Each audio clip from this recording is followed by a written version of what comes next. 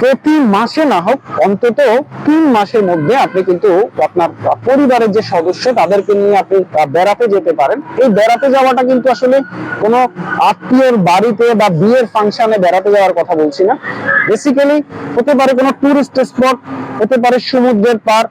এই জাতীয় প্লেসগুলোতে যখন আপনি পুরো ফ্যামিলি নিয়ে আপনার ভ্রমণ করতে যাবেন, তখন পুরো পরিবারের যে আপনার মানসিক যে আপনার দৃঢ়তা সেটি যেমন বৃদ্ধি পাবে, পরিবারের সদস্যদের মধ্যে যে আন্তরিকতা সেটি যেমন বৃদ্ধি পাবে, পাশাপাশি ভ্রমণ কিন্তু যে কোনো অবস্থায় আপনাকে রিজিউম করার জন্য, রিফ্রেশমেন্টের জন্য, এমনকি আপনার হার্ট শক্তিশালী করার জন্য কিন্তু অনেক বেশি উপকারী আপনার অন্য কোনো মেডিসিনের চাইতে।